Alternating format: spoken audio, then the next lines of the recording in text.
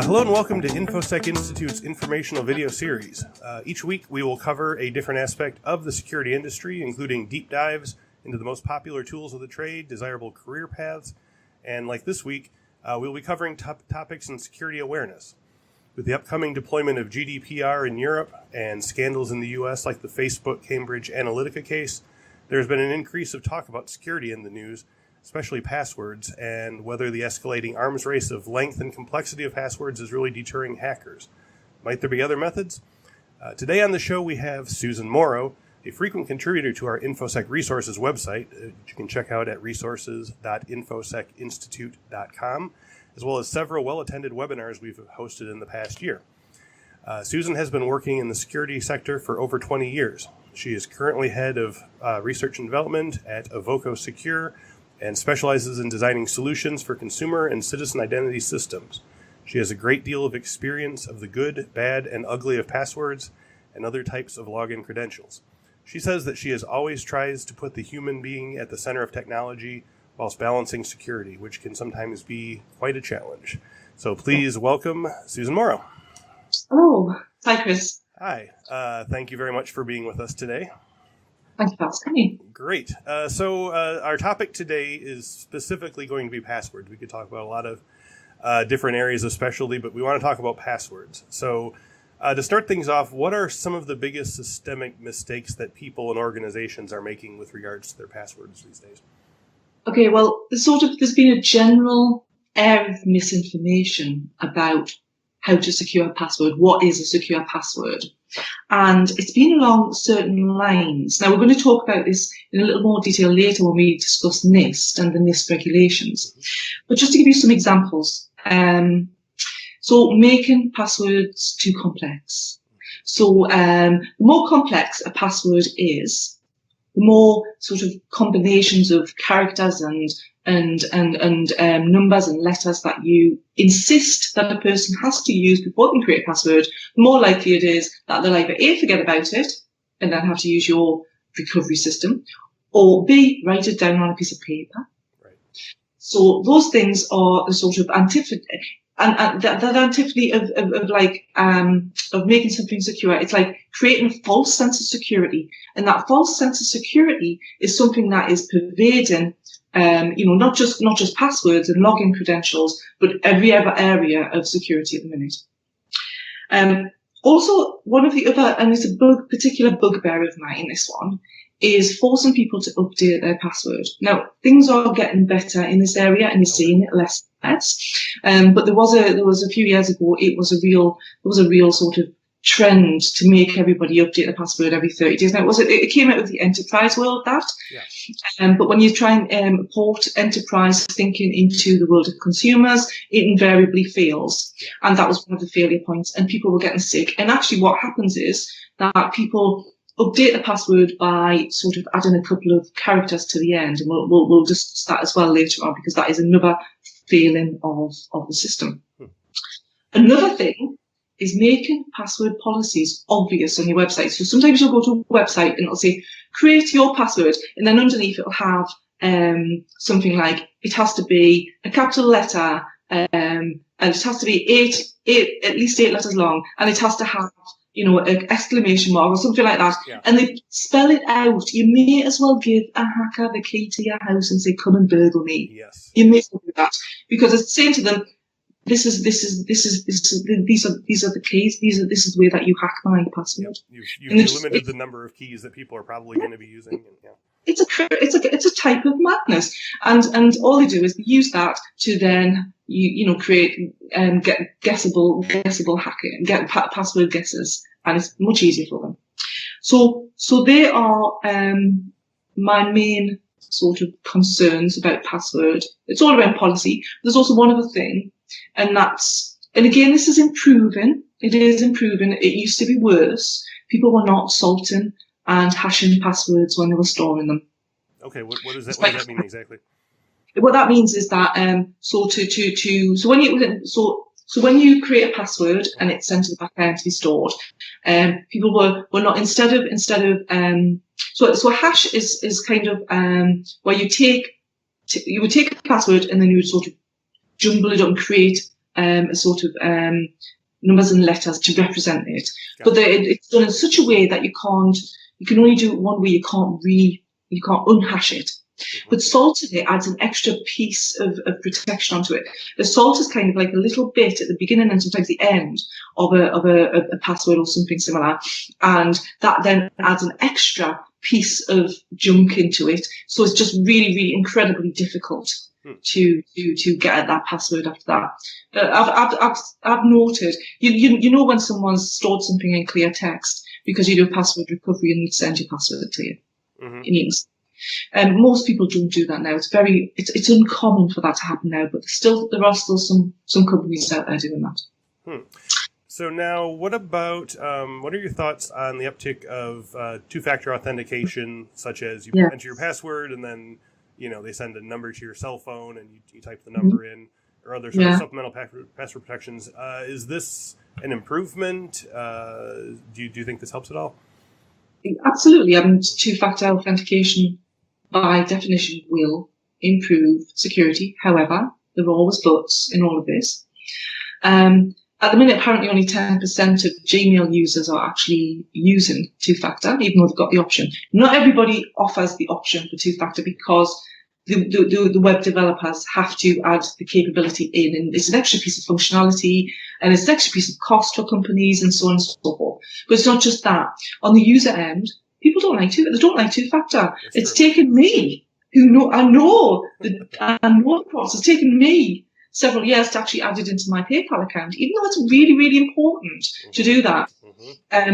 Because it's a pain, because I put my mobile phone down, where is it? I can't get in.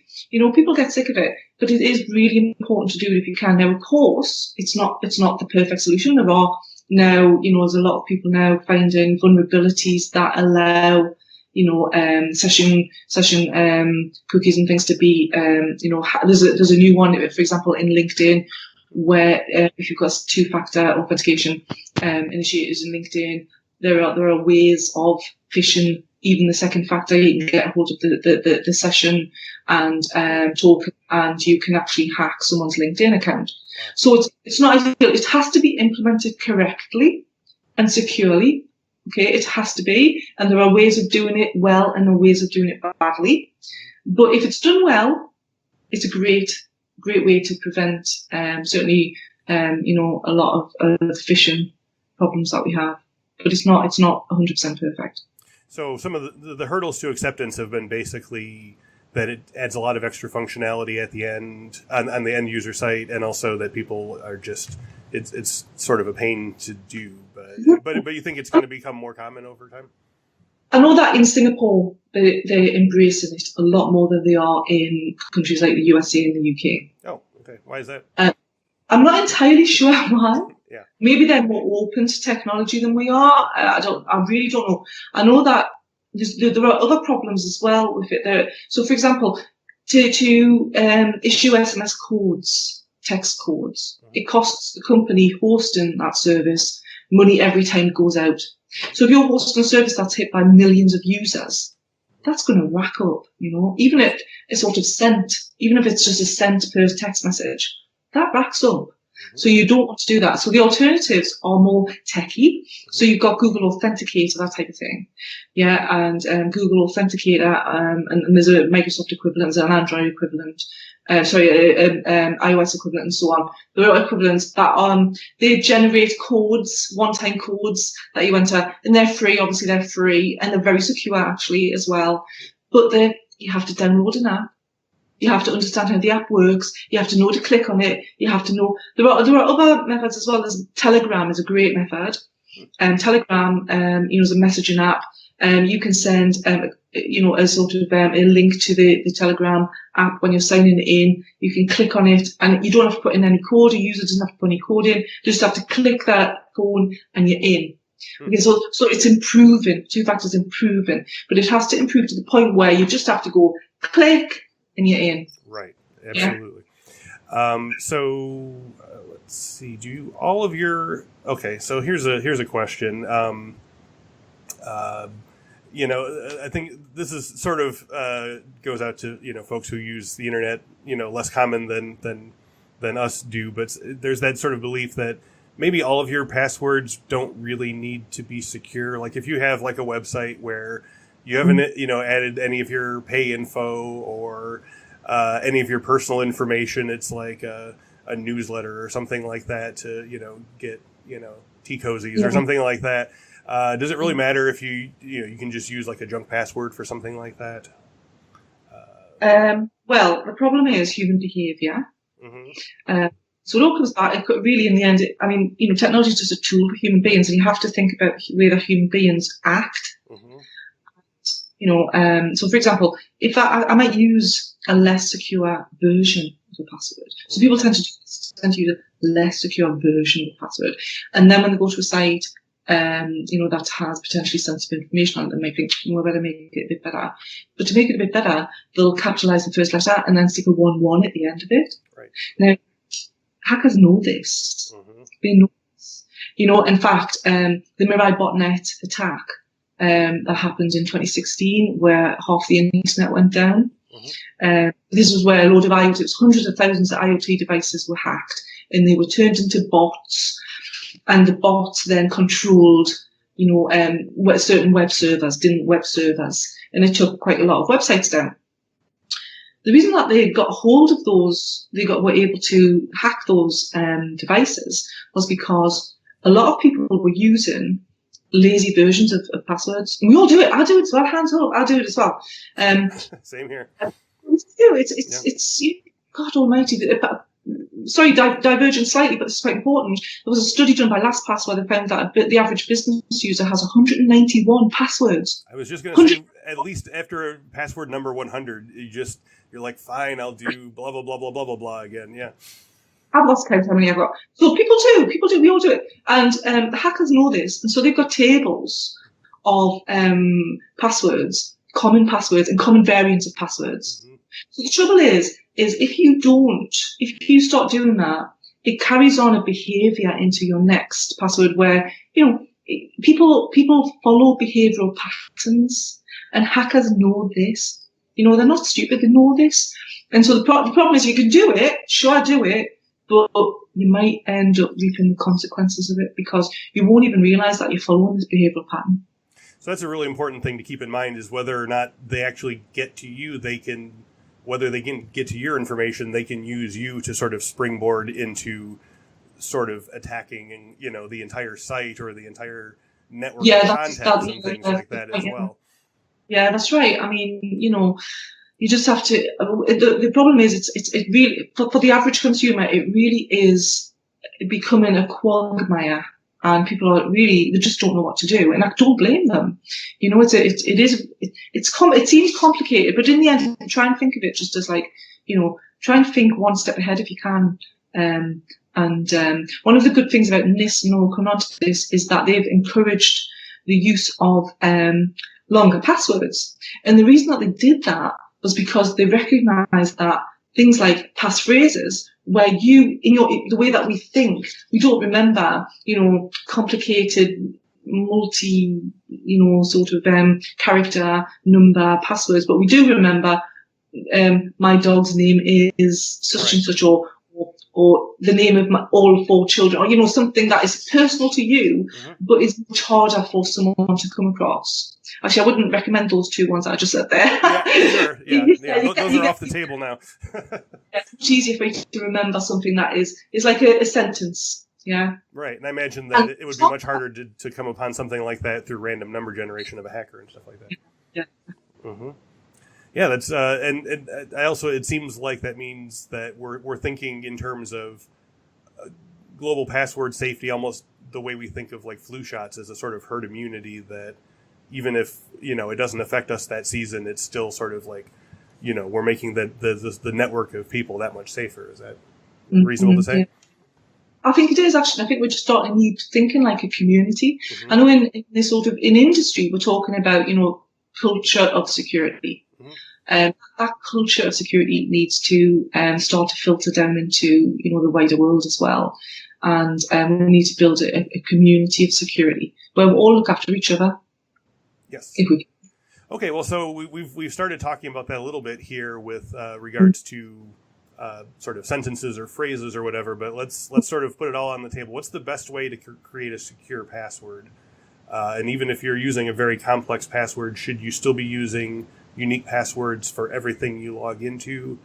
And I guess even more to that point, what's the best way, in your opinion, to safely store passwords? Because as you said, 190 passwords, you're not going to be able to conjure up 190 variants of my dog's name is Fido or something like that. So can we sort of come up with sort of a network of sort of ideas or hints that we can use to sort of like rebuild our entire password pile? So apparently only about 12% of people use password managers. Yes. And that is probably because it's yet another piece of technology that we have to use and have to think about. And password managers, to my mind, are a single point of failure. Not just because they can be hacked. I know LastPass got hacked last year, for example. LastPass is one of the most sort of well-known password managers. But also because you might lose your credentials to access that. And then if you've lost your credentials to access your password manager, you've lost all your passwords. So it's kind of storing up trouble. So I personally don't use a password manager. Okay. I do have my own techniques for managing passwords, which are very simple, but they are protected. But then that is me, and it might not be as simple for the average consumer to do this. It is a problem. Having lots and lots of passwords, I think that it is important not to use the same password across all of your websites. Right. And one of the reasons for that is, so for example, it's worth the listeners having a look at Have I Been Pawned? And the website Have I Been Pawned? I would Google it because the spelling of it is a bit weird. Yeah, have I been PWNED? Yeah. If you look at Have I Been Pawned and put in any of your email addresses, you'll see if your accounts have been hacked. And a lot of companies now for username, because of course passwords are always associated or generally associated with a username, and for convenience, companies have tended towards choosing an email address as the username. Mm-hmm. There are pros and cons of that as well. That means that if your email address has been, if your email address is associated with any account, you'll be able to see it and Have I Been Pawned because you put your email address in and you see all of the hacks associated with that. Unfortunately, virtually every email address, and I've got about 10 of them, has been hacked in my case, but then I'm a heavy user of the internet. Hopefully other people's haven't. But if you have, the likelihood is that if you've been using the same email address, same password that was associated with that email address, and they weren't protecting that password properly, say that company wasn't, who knows, hopefully they would be, but say they weren't, then that password, if you use it on other websites, then they've got, again, keys to the castle. So if you can, try and you might not have to use a different password every single website, but try and use a number of them and have them, I mean, in the end, what a lot of people do, and I've done this myself quite a lot, is you end up going to the recovery system because you forget your password. Yes.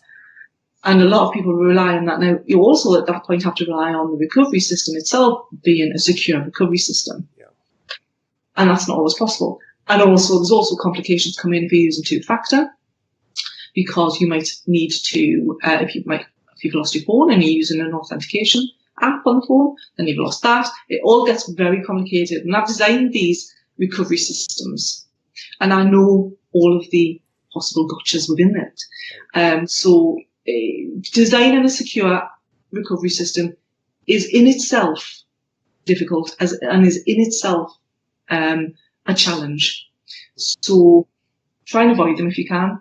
But if you have no choice, you're going to have to use them.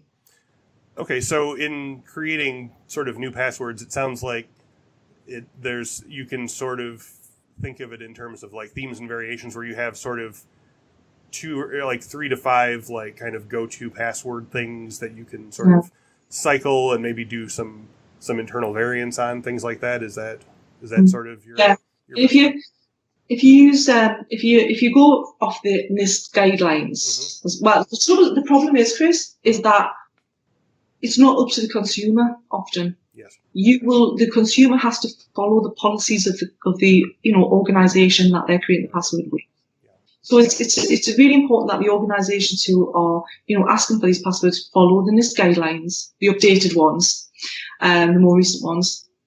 Follow those NIST guidelines to allow their users to be able to create more secure passwords and to have a better system, for password recovery, and to make sure that the passwords in the back end, if push comes to shove, that they are protected, they are fully salted and hashed and protected. But there's also of course the other aspect to it is the whole phishing aspect to it. People it's not just about passwords, it's about being security aware and being understanding that, it doesn't matter how brilliant your password is, if you're phished and you enter that password into a spoof site, it doesn't matter how great it is. Right. It's gone. Right.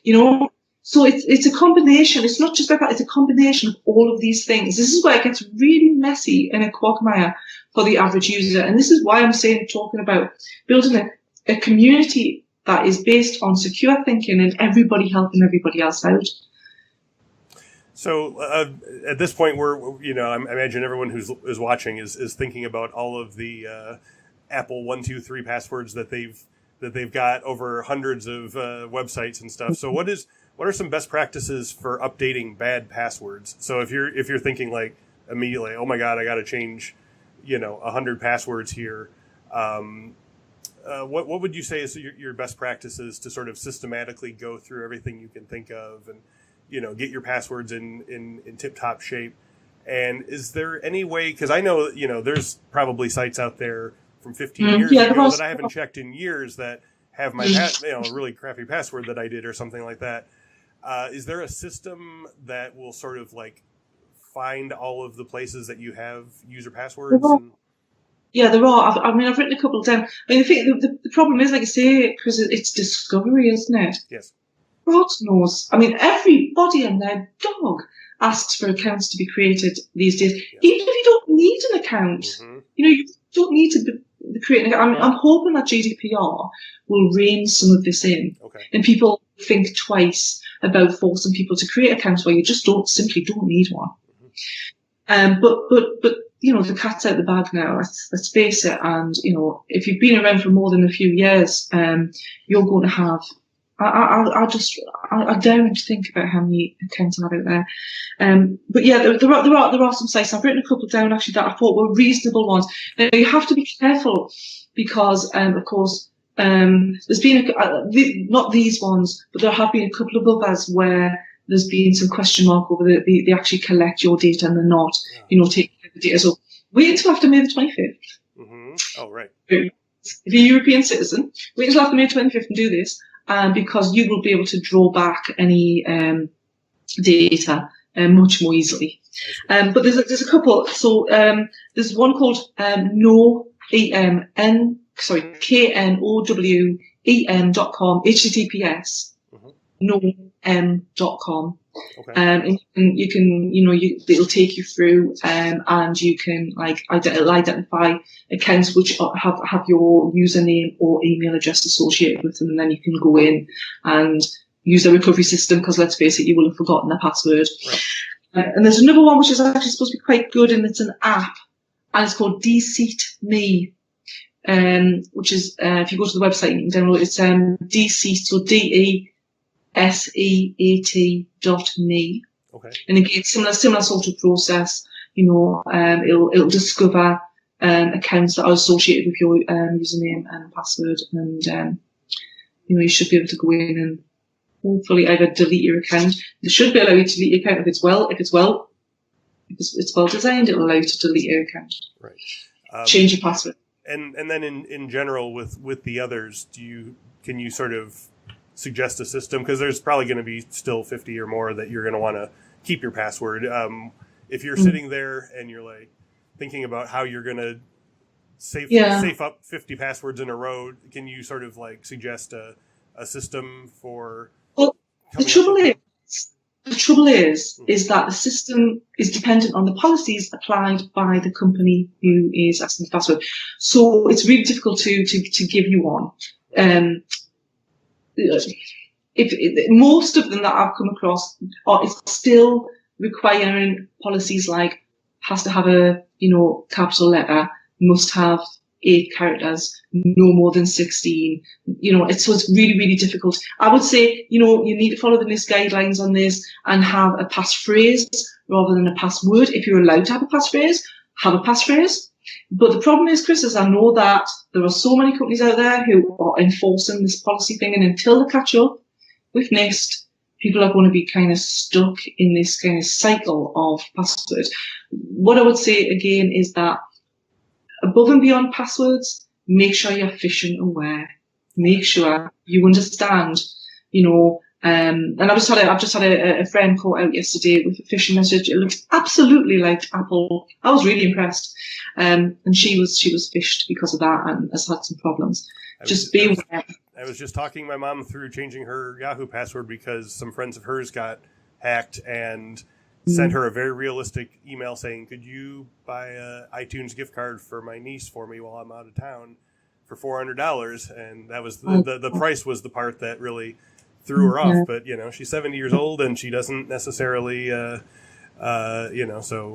yeah, I mean, it's getting very realistic and very scary. But let's talk a little bit about the new NIST requirements and stuff and how they've changed. And I know you said that you feel that you've gotten some vindication on things you've been saying for years. So talk a little bit about that. Honestly, there's so many, I feel totally vindicated because I've had so many arguments with people over the years, particularly people who've worked in enterprise, and they've been they've been brought up with that kind of view. You have to change your password every 30 days. It has to be these policies, that type of thing.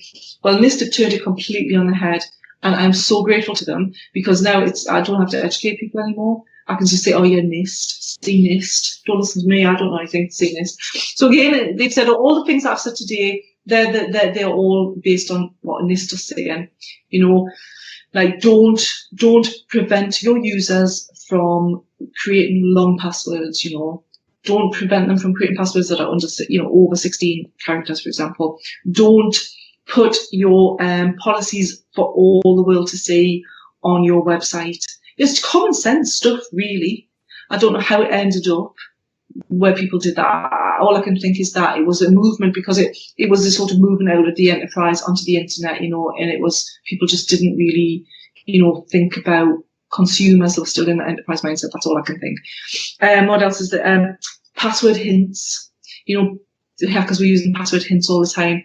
Don't use password hints on your website because hackers will just use them, against you. They add little benefit to the consumer, but they offer the hacker another way of getting into someone's account. One of the important things as well, and this was actually a study done by Microsoft years ago, because I remember reading this, and one of the things that I've done over the past sort of 10 years that I've focused in on is verification of people and also double checking people are who they say they are. And one of the areas that I've looked at in the past is this thing called KBA, which are the questions like, what was your first dog? I mentioned earlier about what was your first dog? And of course, people with social media are putting this sort of stuff up on social media sites left, right and centre.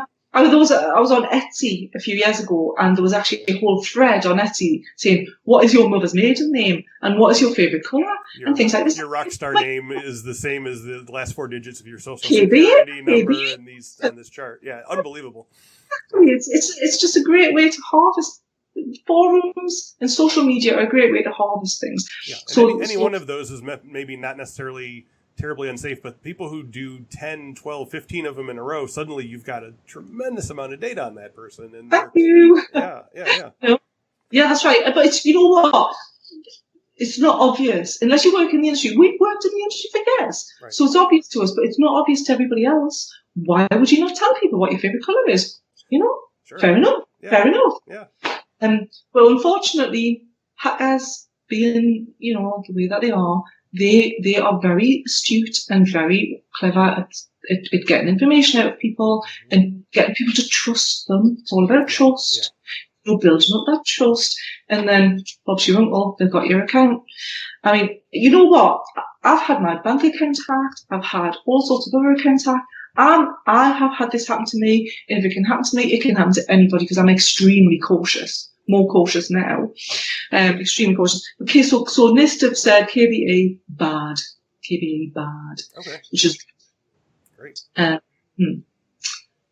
Yeah, and I think that's also something worth mentioning is, if you are helping a parent or a friend or something like that, it's worth noting to them that, like, we've all had this happen. I've had hundreds of dollars and grabbed out of my bank, and I've had people on the phone who have said that they were my credit card company, and I've given my numbers over. Like, it is fool me once, shame on you, but sometimes they're going to fool you once. It's a matter of whether or not they're going to fool you twice.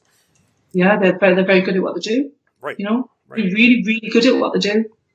Yeah. So for the past month and a half, I think most of us have been getting endless requests from all of our mailing lists and all of our stuff on the internet. It's time to, due to new regulations, it's time to absolutely say for sure that you want to be on our service, which, is a nice thing, but it's also very irritating because, again, 50 renewals and stuff. So I'm assuming this is all part of the mandates of the GDPR rollout.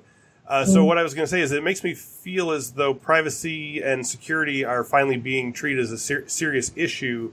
Do you feel like something like this represents a fundamental sea change in our thinking about security on a day-to-day basis, or do you think once all these implementations have been changed, things are going to start drifting back to business as usual once everyone confirms that they want to be on, Betty Crocker's favorite cupcakes list? And is there a way of keeping this in people's minds? Yes.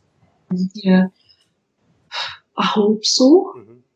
But human beings are like what's it? Right. You get into a comfort zone, and then you go, and then something happens, you go, oh, and then you go back.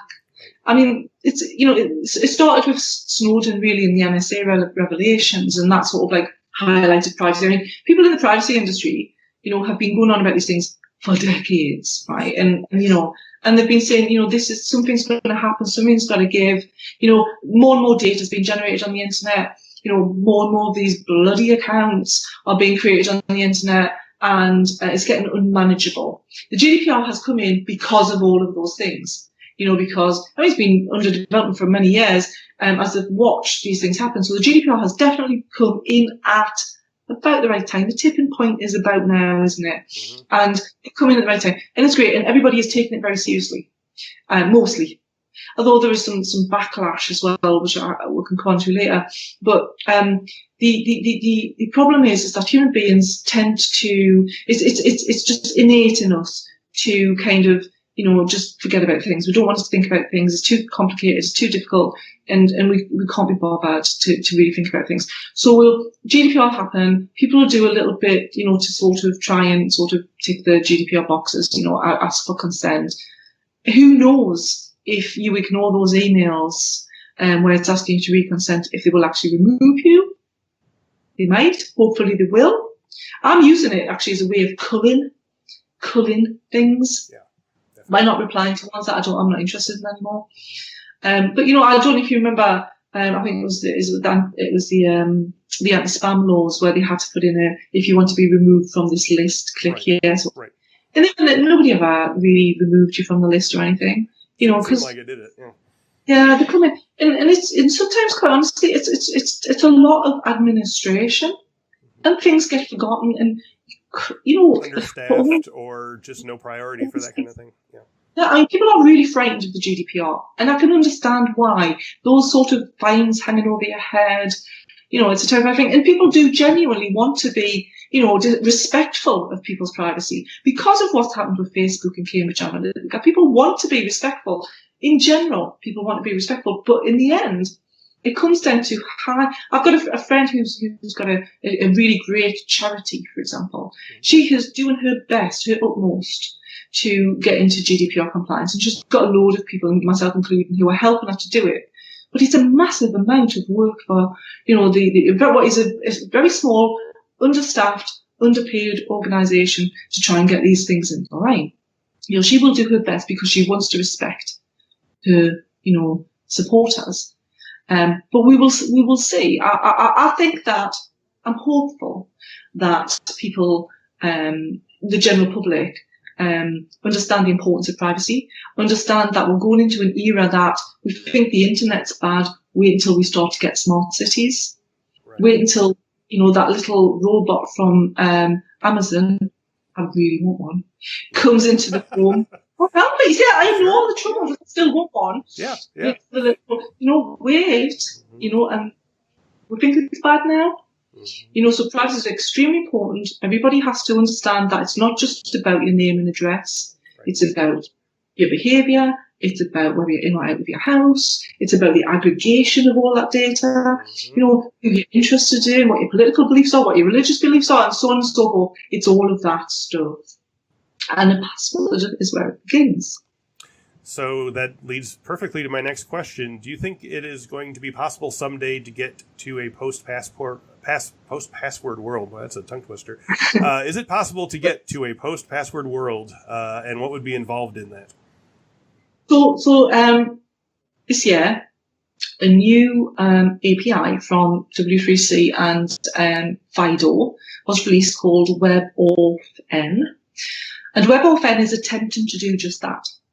So WebAuthn, in a nutshell, is public-private key-based. So cryptography, public-private key-based. And it basically is a sort of like add-in to a browser, which then connects with either a device or the biometric on your desktop to then pass a token back to the browser and log in one fell swoop. So it's very seamless. No factors, no first, no second factor, no multi-factor. Wow. That is the factor, which is great. Sounds great. And it's anti-phishing. It's got a lot of positives, and it's going towards this passwordless system. However, everything has a fallback when it goes wrong. So, for example, on your phone, if you try and use your finger and you've got a cut on it, it doesn't work. Right. Yeah, or if you've got sticky fingers because you've been busy, none of them work. So what happens is you put in your PIN code. Or when you first start up your phone, you can't use the biometric. You have to put in your PIN code. Right. Yeah, so there's always a fallback, and the PIN code is always there as the fallback. Same with on the website, it'll be exactly the same. You have to have a fallback for when things go wrong. Right. Yeah, and the fallback is always a password, because passwords are easy. Passwords are easy to implement for the web developer. Passwords are cheap and free, and passwords can, people can understand how they work. Because we've always had passwords. And as aggravating as they are, they're also kind of comforting. They're great. Yeah. Open sesame, Right. This goes way back in our history. Passwords go way back in our history. Yeah, and there's a reason for that. Yeah. There's a reason for that. So the trouble is that, I don't know, I hope so. I mean, there's a lot of talk around things like behavioral biometrics, which, but again, it's the fallback position. It's the what if something goes wrong, what you do? Do you lock people out? What about the recovery system? How does the recovery system work? If you've lost the phone, I don't know, if you've had your finger chopped off or your hands chopped off. Or you're wearing a fake beard when you want to use face recognition software. Yeah. And so on and so forth. You have to have a fallback position. And I'm not sure what that fallback position is. Okay. Well, we've given our listeners a lot of different sort of strategies and ideas to sort of safen up their passwords here. As we, power down the video, what is one thing that our viewers could do right now that would make their sort of password stack more secure? Like, what should be their first step, do you think? Does it just have to be one? Because I would say it was one or two or five or whatever. Yeah. Okay, I would say make yourself phishing aware.